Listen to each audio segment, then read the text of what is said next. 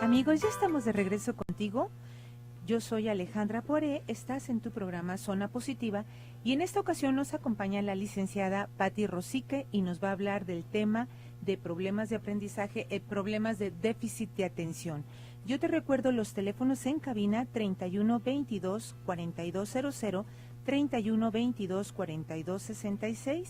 Nos puedes escribir vía WhatsApp 33 18 80 76 41 o los tweets @zona 3 noticias @zona positiva 1.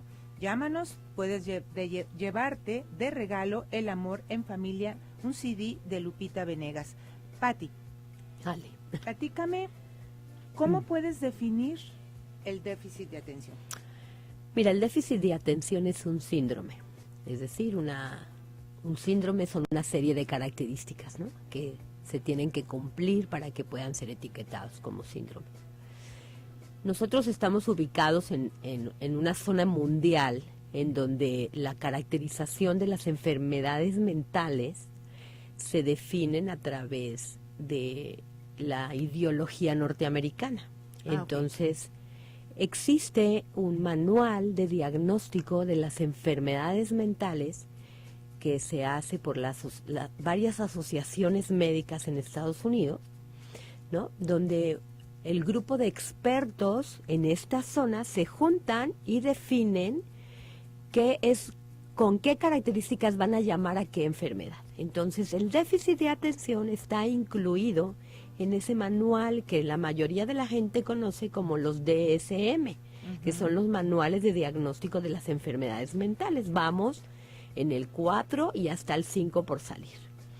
Entonces nosotros, México está metido en este contexto social, sociopolítico, ¿no?, en donde definimos al déficit de atención desde ese punto de vista, desde el punto de vista de la Asociación Americana de Pediatría y de Enfermedades Mentales y de Psiquiatría, que se reúnen en Estados Unidos para hacer estos manuales. Y entonces se ha caracterizado al déficit de atención con una serie de elementos, de características que presenta la persona, ¿no? Okay. Estas características, bueno, pues están claramente definidas. Cualquier persona puede entrar al internet y hacer búsqueda de déficit de atención y le va a aparecer la lista de los síntomas del DSM. Y ahí los papás hacen pues un palomeo de un checklist, una lista de checado, en donde van viendo si su hijo presenta o no las características, ¿no? Algunas características son: a menudo no puede mantener la atención en situaciones que demandan trabajo mental, a menudo se mueve demasiado, con frecuencia parece ensoñarse, ¿no? Esa serie de características se califican y entonces definen el síndrome de déficit de atención si tú tienes un cierto número de esas características, en específico 6 de 9 para el déficit de atención, ¿no? Fundamentalmente se caracteriza porque la persona que tiene un nivel de desarrollo adecuado no puede mantener su atención por el tiempo que se espera para ese nivel de desarrollo. Entonces, para poder calificar a un déficit de atención, es necesario que la atención sea un cuadro que distancia del nivel del desarrollo de la persona. ¿Por qué? Porque muchas veces se confunde la sintomatología.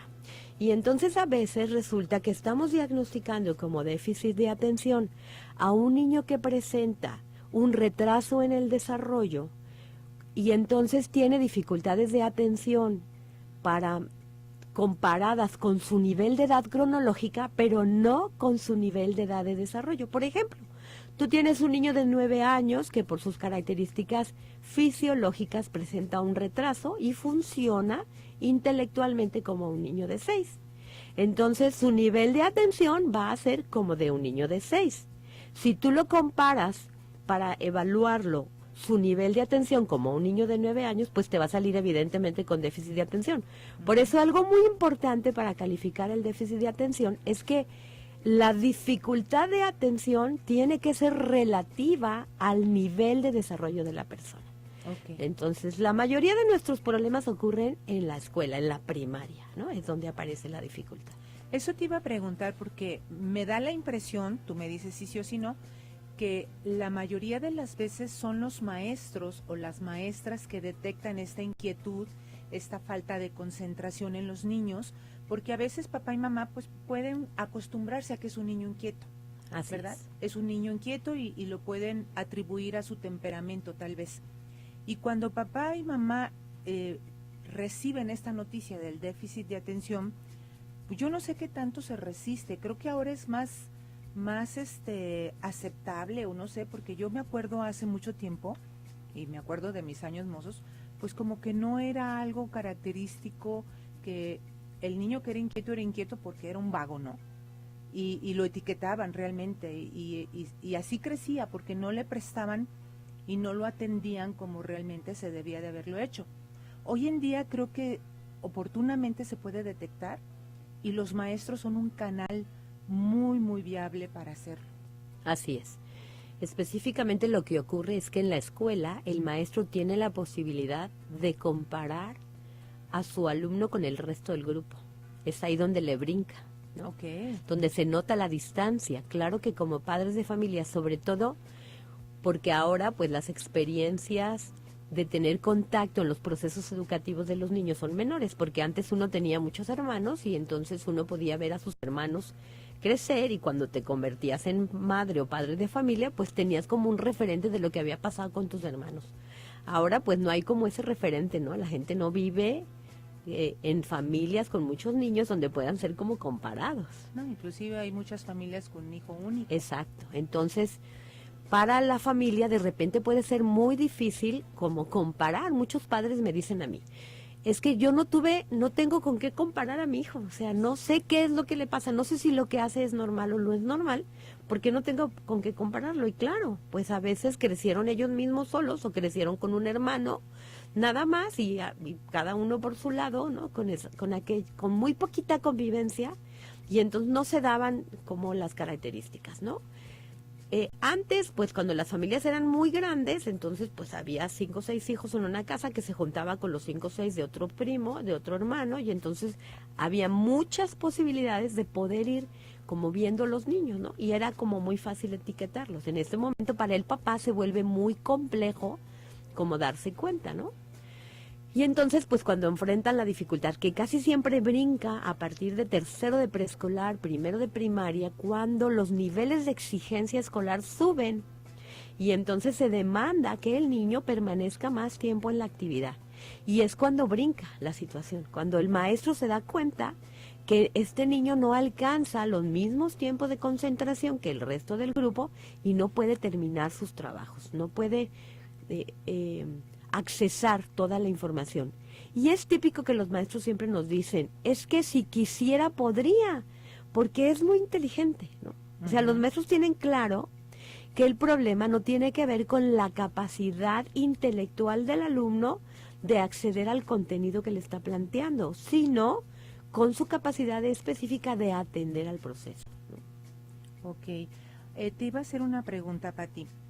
¿Es indispensable antes que cualquier diagnóstico checar que el niño escuche bien o vea bien? Porque también esto puede dar pie a que el niño se esté distrayendo en clase, ¿no? Si no oigo bien, pues me pongo a jugar, me pongo a pensar, qué sé yo. Y si no veo bien, pues me puede suceder lo mismo. Claro. Entonces, ¿es indispensable hacer este chequeo? Tú has tocado un punto muy importante, que creo que en la actualidad se abusa del diagnóstico de déficit de atención, ¿no? Y no se hace un estudio realmente profundo de las características de los niños para saber si realmente tienen un déficit de atención, ¿no? Usualmente, desgraciadamente, se hace el diagnóstico solamente con esa lista de checado que te platico que existe en el DSM-4, en donde se dice si tengo, no tengo, si tengo, no tengo, ¿no? Y el diagnóstico lo hace, pues a veces un psicólogo, a veces el mismo maestro, a veces un neurólogo, con solo una lista de checado, lo cual es muy peligroso, porque se sobreetiqueta el déficit de atención y además no se trata al alumno con la especificidad pertinente para realmente ayudarlo. Eso es un problema que nosotros hemos observado en la clínica diaria, por muchos años. O sea, hay niños que han estado etiquetados con déficit de atención por 5 o 6 años. Y medicados. Medicados, Qué barbaridad. así es. Y cuando los estudias a profundidad, resulta que lo que le ocurre al niño es que tiene una dificultad para comprender el origen de su problema de atención. Es que no comprende con claridad el lenguaje y entonces el acceso a los conceptos escolares, la matemática, la historia, que son materias muy abstractas, se le vuelve muy difícil y se dispersa. Y entonces como solo lo evaluamos haciendo esa lista de checado, no nos dimos cuenta que el problema está en que no entendía los conceptos. Entonces, claro, lo medicamos por 5 o 6 años y no mejora. El niño que mejora con el medicamento, ese es el típico déficit de atención. Y esos niños con el medicamento mejoran al día siguiente. Empiezan a tomar la medicina y al día siguiente son otra cosa, trabajan, se concentran, son buenos estudiantes, controlan sus impulsos, se manejan adecuadamente en la escuela. Pero el que no le da ese resultado no es un déficit de atención típico. También nos ha ocurrido muy frecuentemente que los niños lo que tienen son crisis de ausencias. Aquello que los franceses llamaban hace mucho tiempo el pequeño mal. Es decir, un tipo de epilepsia donde lo que ocurre es que el paciente se desconecta por segundos porque tiene en su cerebro una actividad eléctrica asociada a epilepsia. Y entonces se desconecta por segundos, ¿no? Las crisis de ausencia no son nunca regulares. No puedes tú decir, ay, sí, le va a pasar 3 veces al día o 10 veces al día. No, son impredecibles. Aparecen a veces cuando están dormidos o cuando están despiertos.